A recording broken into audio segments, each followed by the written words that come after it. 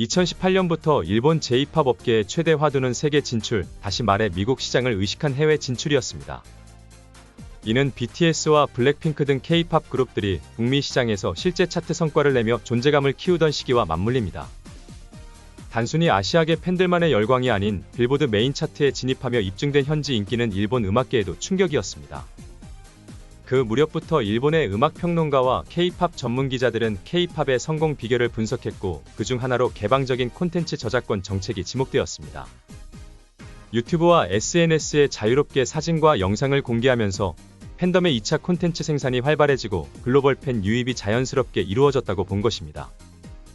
물론 초상권과 저작권은 기획사에 귀속되어 있어 독점 콘텐츠 전략도 가능하지만 K-팝은 오히려 콘텐츠 유통의 경계를 낮추는 방식으로 시장을 키웠습니다. 이 영향으로 일부 일본 기획사들도 유튜브에 뮤직비디오 풀버전을 올리기 시작했고, 리액션 영상이나 자체 제작 콘텐츠도 적극적으로 공유했습니다. 일본은 원래부터 물리매체 소비가 강한 시장이었습니다. 실제로 2006년 자니스의 아이돌 카툰의 데뷔 DVD는 47만 장 이상 판매되며 강력한 오프라인 소비력을 입증한 바 있습니다. 그렇기에 공개 플랫폼으로의 전환은 더 큰 결단이 필요했습니다. 이후 일본의 몇몇 대형 기획사들은 자본력을 바탕으로 유튜브 콘텐츠를 쏟아냈지만 아쉬운 건 방송사와의 연계 부족입니다. 일본 방송사들은 여전히 보수적인 저작권 정책을 유지 중이며, 음악방송 무대 영상은 유튜브에 업로드되지 않고 되더라도 기간 한정으로나 짧게 편집된 영상만 올라오는 경우가 많습니다. K-팝은 반대로 방송사와 기획사가 손을 잡고 콘텐츠를 유튜브에 적극 노출합니다. 하나의 음반을 내면 각종 음악방송에서 다양한 무대, 의상, 직캠, 비하인드 영상들이 만들어지며 하나의 앨범이 수십 개의 콘텐츠로 재생산되는 구조를 만듭니다. 이렇다 보니 최근에는 일본 아티스트들이 K-팝 음악방송에 출연하는 것에 큰 의미를 두기도 합니다. 일본에서는 보기 힘든 무대 직캠, 밴드 멤버별 연주 직캠까지 모두 공개되기 때문입니다. 이는 일본에서 대중적으로 인기가 높은 밴드 아티스트들에게도 매우 매력적인 요소입니다. K-팝 음악 방송에 출연하게 되면 악기만 연주하는 멤버들도 모두 직캠 영상이 올라오게 되기 때문입니다.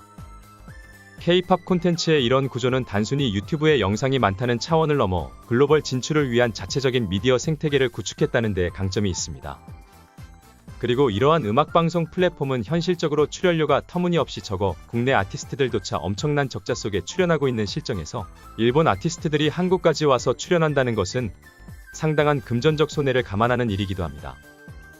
그럼에도 점차 일본 아티스트들도 국내 음악 방송에 출연하고자 하는 것은 출연을 통해 콘텐츠 확장과 인지도 넓히기를 통해 장기적으로 아티스트의 글로벌 활동과 수익화에 도움이 될 것이라고 보기 때문입니다. 일본 음악계는 K-팝의 성공을 벤치마킹하려 한다면 단순히 유튜브 업로드만이 아닌 방송사와의 유기적인 협업을 통한 콘텐츠 생태계 전체를 재정비할 필요가 있기는 합니다.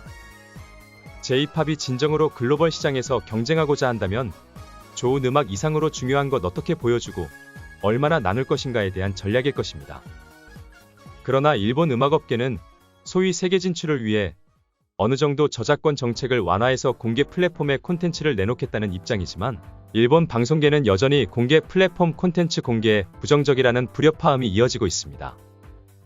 이 불협화음이 해소되지 않는 한 일본 음악의 세계 진출은 여전히 난항을 겪을 수밖에 없을지도 모릅니다.